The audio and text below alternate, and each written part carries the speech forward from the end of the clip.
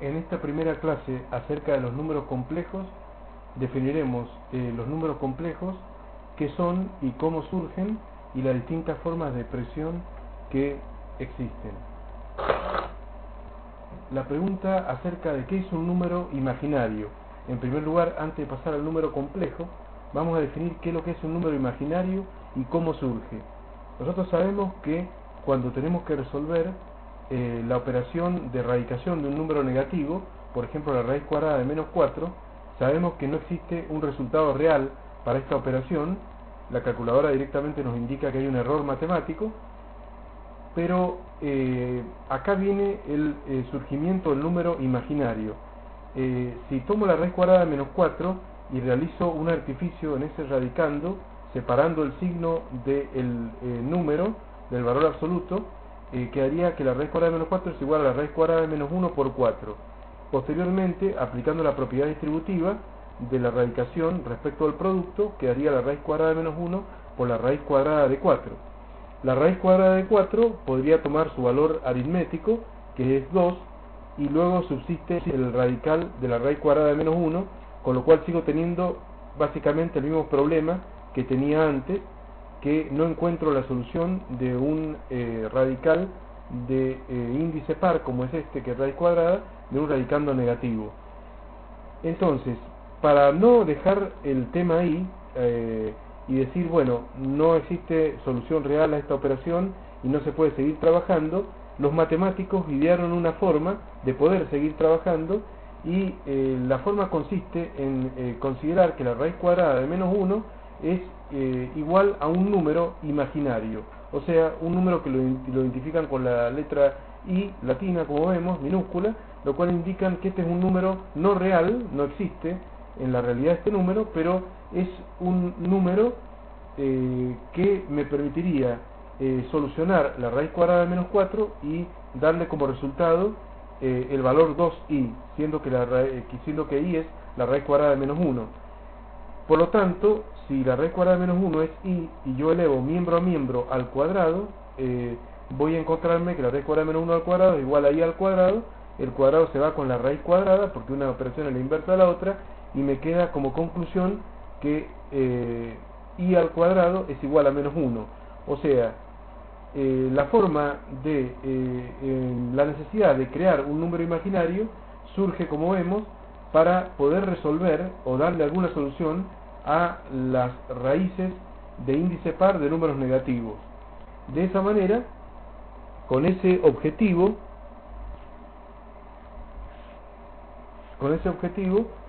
se inventa el número imaginario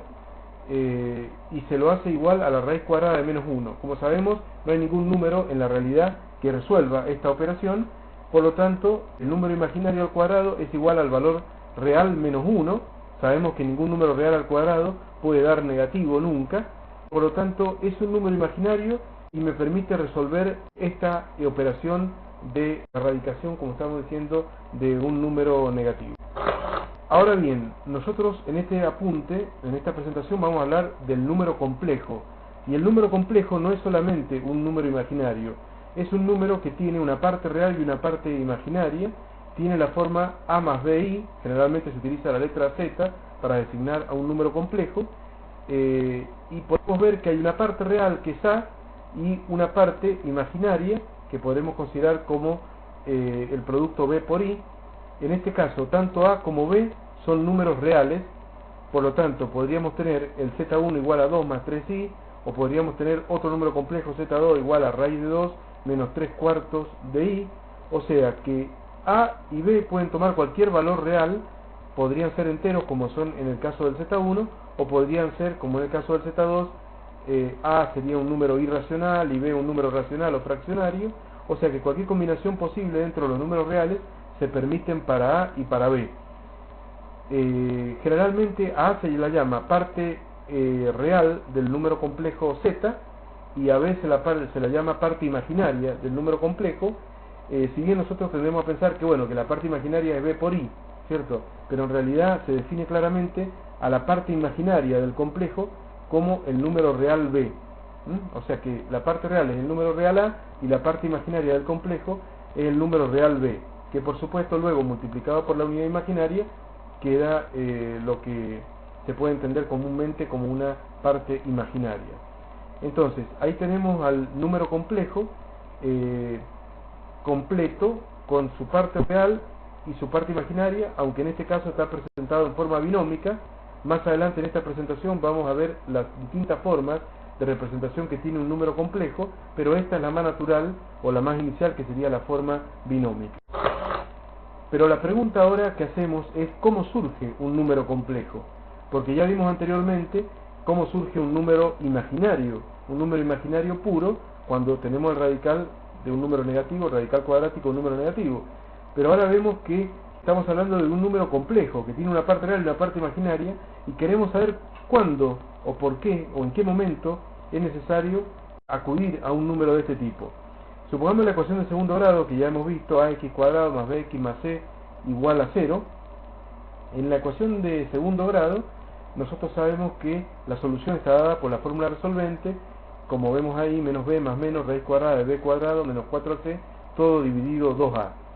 Ahora supongamos que las soluciones de esta ecuación de segundo grado, separamos el común denominador 2a en el doble signo más menos que hay en el numerador, y distribuimos el común denominador 2a, quedarían las soluciones como menos b sobre 2a más menos la raíz cuadrada de b cuadrado menos 4c, también dividido todo 2a. Por lo tanto vemos claramente que hay dos términos, ¿no? El menos b sobre 2a siempre sería un número real,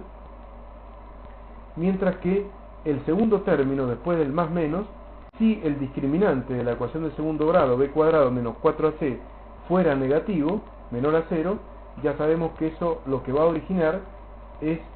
que la raíz cuadrada del número negativo va a originar el mismo problema que vimos al comienzo de esta presentación, que originaría el número imaginario. O sea, que en este caso, si b cuadrado menos 4c es menor a 0, lo que comúnmente decimos no tiene raíces reales, la ecuación de segundo grado no las tiene reales, pero sí las tiene complejas, y las tiene complejas conjugadas, como vamos a ver un poco más adelante también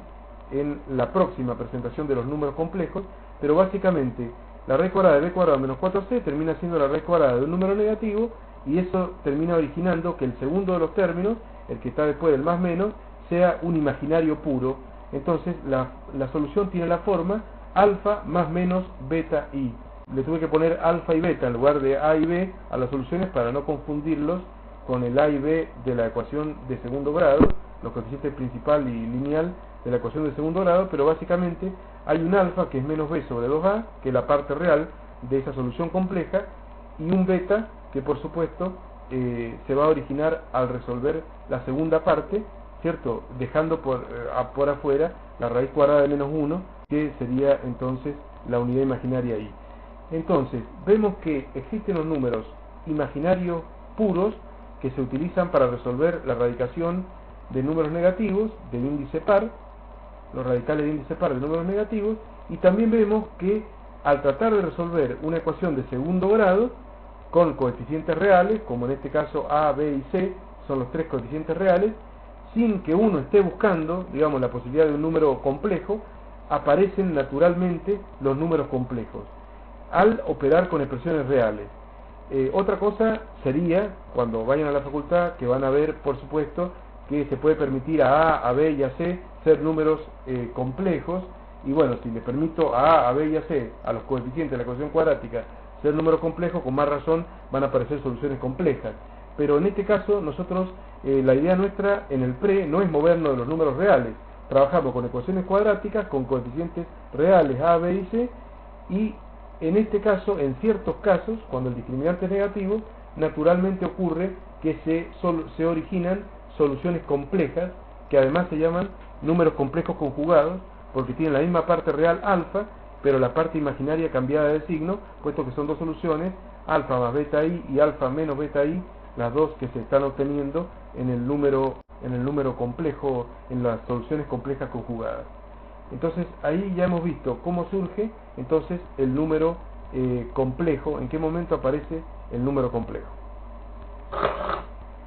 Ahora vamos a ver las formas de expresión de un número complejo.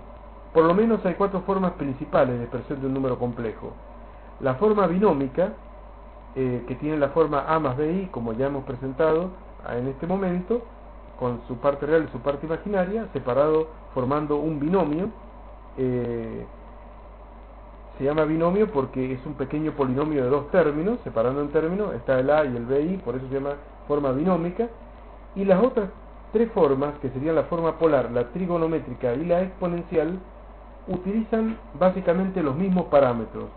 En el caso de la forma polar, utiliza el módulo del número complejo, el módulo de z,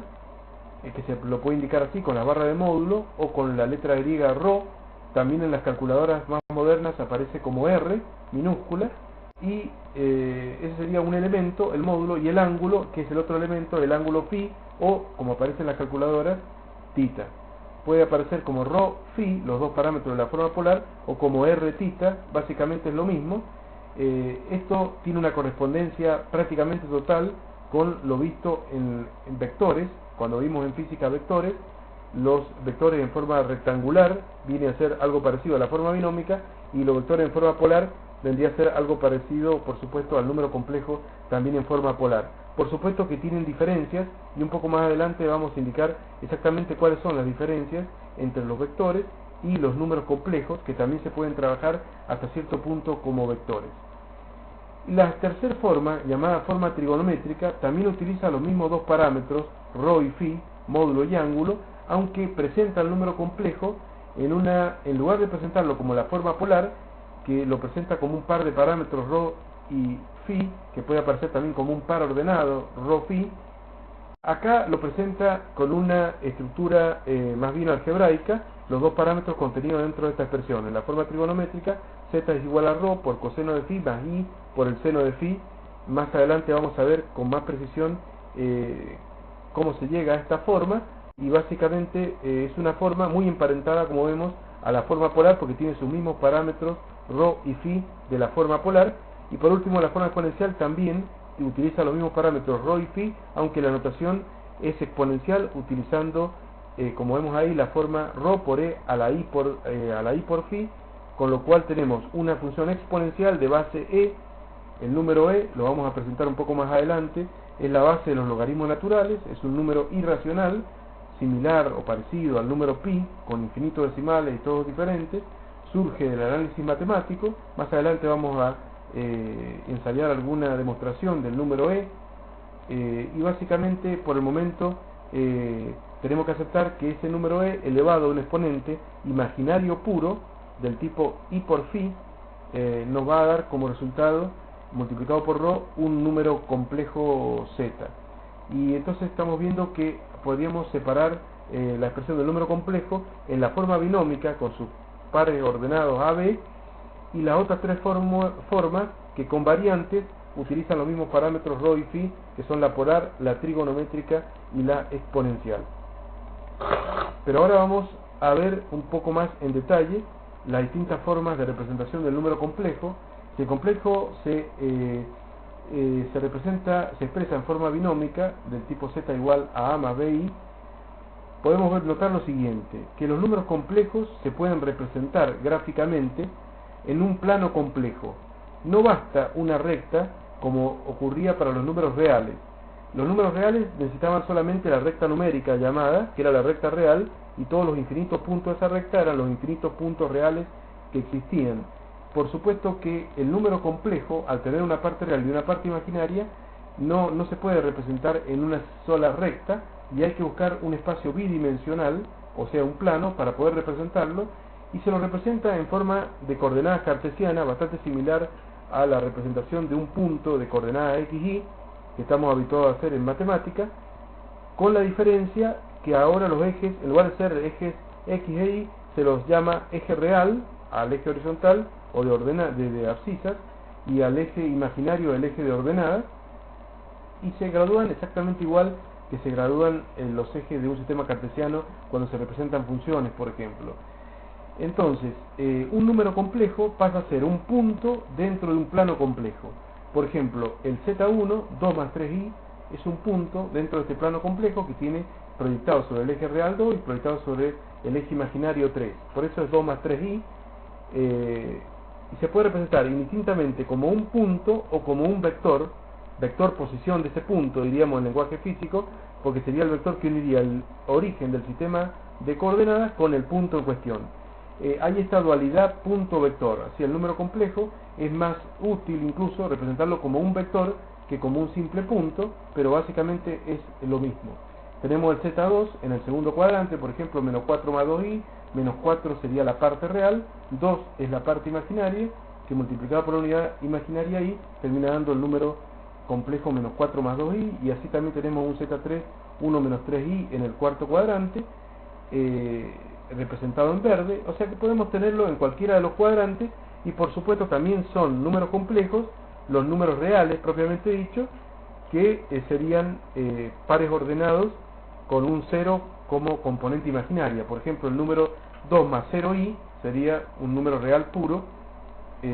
pero también sería un caso particular de número complejo, o el número, qué sé yo, 3, o el número 0 más 3i también sería un imaginario puro, coincidiría con un punto sobre el eje vertical, y por lo tanto también es un número complejo. Así que bueno, en el eje real están todos los números reales puros, y en el eje imaginario están todos los números imaginarios puros, y por supuesto que en el resto del plano son todos números complejos con sus componentes real e imaginario. Entonces el número complejo se puede expresar en forma binómica, a más bi, o como par ordenado, como vemos en la parte superior, como par ordenado a punto y coma b, indicándose o suponiéndose que se trata de dos componentes, de dos números reales, tanto a como b son dos números reales. En este caso no se coloca la unidad imaginaria i adentro del par ordenado. Por ejemplo, se puede decir z1 igual a 2 más 3i, como está mostrado en el vector azul, o decir z1 igual al par ordenado 2, 3, sin indicarse en ese caso la segunda componente, sin indicarse la unidad imaginaria en la segunda componente, porque ya se supone que la primera es la parte real y la segunda es la parte imaginaria. Se define entonces también re de z, eso también se utiliza bastante. Re de z significaría la parte real del complejo z, que como vemos es el número real a, in de z, que sería la parte imaginaria de z, lo vemos en la parte superior de la diapositiva, es igual al número real b. Vemos que tanto la parte real de z como la parte imaginaria de z son dos números reales, a y b. Lo que ocurre es que la parte imaginaria, al multiplicarse por la unidad imaginaria, obviamente le da la componente imaginaria al número complejo, pero se define bien claramente en la matemática a la parte imaginaria de un número complejo como un número real. Ahora pasamos a la segunda forma de representación de un vector, que sería la forma polar, que es análoga a lo ya visto de forma polar para los vectores en física, en el segundo apunte de física. Básicamente tenemos dos parámetros, el módulo del vector, barra entre barras la de z, o ρ o r, según como se le llame, y como vemos la longitud del vector propiamente dicho, es un número que siempre es mayor a 0, o igual a 0 si se trata del número complejo 0 más 0i, que sería el complejo nulo, digamos. Solamente en ese caso el módulo vale 0, y si no, el módulo siempre es positivo, porque es la distancia tomada positivamente entre el origen y el extremo del vector z. Mientras que el ángulo es un valor que varía entre 0 y 360 grados, pudiendo ser igual a 0, en el caso que el número sea real, puro y positivo, sería un phi de 0, y menor a 360 grados, obviamente porque si le ponemos el igual estamos redundando, cuando el número es real, puro y positivo se coloca un phi de 0 y no un phi de 360. Observemos que si el número fuera real, puro y negativo, el ρ sería positivo, que es el módulo, pero el phi valdría 180 grados, lo cual está indicando que es un número negativo, real y negativo. Y si fuera imaginario puro, sería el ρ positivo como siempre, y el phi de 90 grados, o si es un imaginario puro y negativo, por ejemplo menos 3i, ahí tendríamos un phi de 270 grados. También puede en ocasiones expresarse el phi como negativamente orientado, pero bueno, en general se lo toma como en el intervalo que varía entre 0 y 360 grados, el ángulo phi, pero también lo podría orientar negativamente y darle un valor de menos 90, el phi para un número imaginario puro negativo, por ejemplo para menos 3i se podría poner el phi de menos 90. Pero si lo tenemos definido en este rango, tendríamos que procurar que el phi esté expresado en este rango, o sea, mayor a 0. Ahora, en este ejemplo vemos que el número complejo z es igual a 4 más 3i en forma binómica. Si lo pasamos a la forma polar, lo cual podemos hacerlo usando la calculadora o con las fórmulas de traspaso que veremos en la siguiente diapositiva, da un ρ de 5 y un φ de 36,9 grados aproximadamente. Y de esa manera tenemos la forma polar de un complejo. Para hacer los pasajes entre forma polar y binómica, podemos recurrir a las ecuaciones respectivas que se muestran en esta imagen, o también podemos aprovechar la calculadora, porque la correspondencia, si bien no es total con el tema de los vectores, entre rectangular y polar de un vector, a binómica y polar de un número complejo, y hay algunas pequeñas diferencias que van a aparecer más adelante. En lo que hace a la representación en forma binómica o polar, es una correspondencia total, o sea que podemos usar perfectamente la calculadora en la función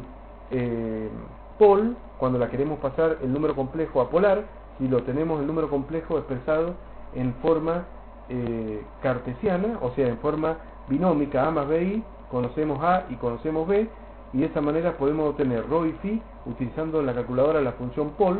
como ya sabemos, o bien con estas ecuaciones en donde por Pitágoras ρ es la raíz cuadrada de a cuadrado más b cuadrado, como se observa en el dibujo, y tomando la tangente de φ, la tangente de φ sería el cateto opuesto sobre el cateto adyacente, o sea que la tangente de φ es igual a b sobre a, y φ sería igual al arco tangente de b sobre a, y esta fórmula tendría el problema que ya conocemos acerca de la biyectividad de la función arcotangente, que si vamos a usar la calculadora no en su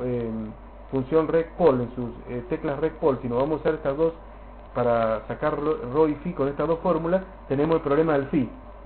El problema del φ, que el arco tangente, la calculadora solamente lo da entre menos 90 y más 90, lo cual sería una respuesta en el primero y en el cuarto cuadrante, por lo tanto no me permite individualizar exactamente el sentido del vector z, sino solamente me da la dirección del vector, pero no el sentido, para lo cual hay que corregir ese valor aliado en la calculadora por toda la regla que explicamos en el apunte de vectores. Así que lo conveniente es usar la calculadora para pasar el número complejo, es más seguro, para pasar el complejo de binómico a polar, teniendo cuidado que la calculadora me va a dar un φ entre más 180, o entre menos 180 para decirlo bien, y más 180, o sea que si el número complejo estuviera en el tercero o en el cuarto cuadrante, la calculadora me va a arrojar un φ negativo. Yo tengo que saber que en caso de que el enunciado del problema no me permita trabajar con φ negativo, me digan, como puse en la diapositiva anterior, que φ sea mayor a 0 o menor a 360, voy a tener que tener cuidado para expresarlo como corresponde. O sea, si me da un número negativo, a ese número negativo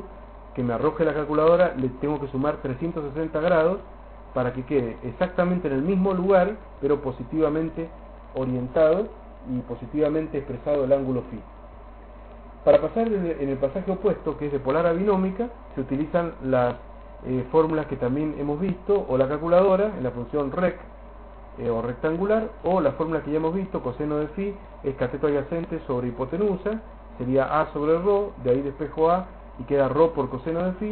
En cuanto al seno de φ es cateto opuesto sobre hipotenusa, b sobre ρ, despejo de ahí b y queda ρ por el seno de φ. Así que bueno, ahí no tenemos ninguna incertidumbre para usar estas dos fórmulas, ρ por el seno de φ para b, ρ por el coseno de φ para a, salen los dos valores de a y de b sin ningún problema. El problemita con esta fórmula teórica está solamente en el φ, en el arco tangente de b sobre a. Ahí está el problema de usar estas fórmulas y de no usar la recomendación que siempre les doy de la función rec y pol de la calculadora. Ahora, vamos a la forma trigonométrica de un complejo. La forma trigonométrica de un complejo ya hemos dicho que tiene los mismos parámetros de la forma polar, o sea, los parámetros son el módulo ρ y el ángulo φ, medido siempre, por supuesto, desde el eje x positivo, o de la parte real en sentido antihorario. Para justificar esta forma trigonométrica, partimos del complejo z, que tiene la forma binómica a más bi. Ya probamos en la diapositiva anterior que a es igual a ρ por coseno de φ y que b es igual a ρ por el seno de φ. Reemplazando, queda que z es igual a ρ por coseno de φ más ρ por el seno de φ por i. Si sacamos factor común ρ, me queda z igual a ρ por, paréntesis, coseno de φ más i seno de φ. Y ahí podemos observar el complejo expresado en forma trigonométrica. Es obvio porque se le llama forma trigonométrica, porque contiene el seno y el coseno del ángulo φ. Por ejemplo, en el dibujo mostrado a la derecha, vemos que se corresponde con el complejo z igual a 3 por el coseno de 30 grados más i por el seno de 30 grados. Ese es el complejo expresado en forma trigonométrica. Debe incluir coseno del ángulo más i seno del ángulo. No hay que calcular, digamos, el coseno de 30 y el seno de 30. Si yo calculo, como observamos en la parte inferior de la diapositiva, el coseno de 30 y el seno de 30, lo estoy pasando al número complejo a la forma binómica de nuevo, porque quedaría z igual a 3 por coseno de 30, que es 0,866, más i por el seno de 30, que es 0,5, y luego si hago la distributiva con el 3 por 0,8666 da 2,60, y 3 por 0,5 da 1,5i, y lo vuelvo a la forma binómica. Entonces la idea es que no hay que calcular el seno y el coseno, sino simplemente expresar al número complejo incluyendo las funciones seno y coseno. Por eso la expresión exacta de este número complejo es la que está mostrada en el dibujo de la derecha, con fondo amarillo, z igual a 3 por coseno de 30 grados más i por el seno de 30 grados. Ahí está el complejo expresado en forma trigonométrica. Ahora, observemos lo siguiente acá en cuanto a la expresión del número complejo en forma trigonométrica. Como vemos, tiene dos factores, el ρ, que es el módulo, y el paréntesis, que es coseno de phi más i seno de phi. Ese paréntesis, coseno de phi más i seno de phi, es un número complejo, porque vemos que tiene una parte real, que es el coseno de phi, y una parte imaginaria, que es el seno de phi. Así que yo lo que hice en este dibujo es representar ese número complejo, coseno de phi más i seno de phi, que está entre paréntesis, y que se corresponde con el vector en rojo en la imagen. Podemos ver que ese vector tiene un módulo de 1, o sea, he trazado la circunferencia unitaria de radio unidad, de radio 1 en el plano complejo, con cuyos ejes son los cartesianos re, in, y puedo observar lo siguiente, que si esa circunferencia es una circunferencia de radio unidad, puedo observar que si tomo el coseno de phi, puedo observar que el coseno de phi es igual al cateto adyacente sobre la hipotenusa. En este caso el cateto adyacente sería la flechita en verde sobre la hipotenusa, que tiene una longitud de 1, porque estamos diciendo que es el radio de la circunferencia unitaria. Por lo tanto, directamente el vectorcito en verde es exactamente igual al coseno de phi. Lo mismo se puede decir para el seno de phi. Si tomo en ese triangulito rectángulo que está en la zona inferior, seno de phi quedaría cateto opuesto sobre hipotenusa, el cateto opuesto, que es la flechita verde vertical, seno de phi, dividió la hipotenusa, que vale 1, así que dividir por 1 es lo mismo que nada, y por lo tanto la flechita verde vertical es el seno de phi. Podemos observar entonces que lo que está entre paréntesis en la forma trigonométrica, coseno de phi más i seno de phi, es un número complejo, con parte real y con parte imaginaria, pero tiene módulo igual a 1, lo cual se puede probar si trato de calcular el módulo de ese número complejo, el coseno de phi más i seno de phi. El módulo sería igual, como hemos visto en la diapositiva anterior, a la raíz cuadrada de la parte real al cuadrado más la parte imaginaria al cuadrado, por el teorema de Pitágoras, y por lo tanto quedaría la raíz cuadrada de coseno cuadrado de phi más seno cuadrado de phi. Y como vamos a ver un poco más adelante cuando veamos trigonometría, siempre el seno cuadrado de un ángulo más el coseno cuadrado del mismo ángulo es igual a 1. Así que seno cuadrado de phi más coseno cuadrado de phi es 1, y la raíz cuadrada de eso también va a dar 1, y por lo tanto probamos que el número complejo expresado en forma trigonométrica se compone de dos factores: un módulo ρ, que es un número, que es un escalar, que sería en este caso 3, y un vector, que es coseno de phi más i seno de phi, que le da la dirección a ese número complejo y el sentido, pero que tiene un módulo de 1. Y ese vectorcito rojo de módulo 1, pero con la dirección ya implícita, porque ya está considerado el ángulo phi, ya está considerado su parte real, su parte imaginaria, coseno de phi más seno de phi, ese vectorcito complejo multiplicado por 3 se triplica en cuanto a su módulo y pasa a ser el vector en azul, que está parcialmente oculto por el rojo, porque, como ustedes comprenderán, el vector z empieza en el origen de coordenadas del sistema, y por lo tanto ese vector en azul tiene 3 unidades de longitud, pero la dirección dada por el vector en rojo, que es coseno de phi más i seno de phi. Resumiendo, la forma trigonométrica entonces nos brinda otra posibilidad de expresar un número complejo con las funciones trigonométricas seno y coseno implícitas dentro de la expresión del vector, y además nos indica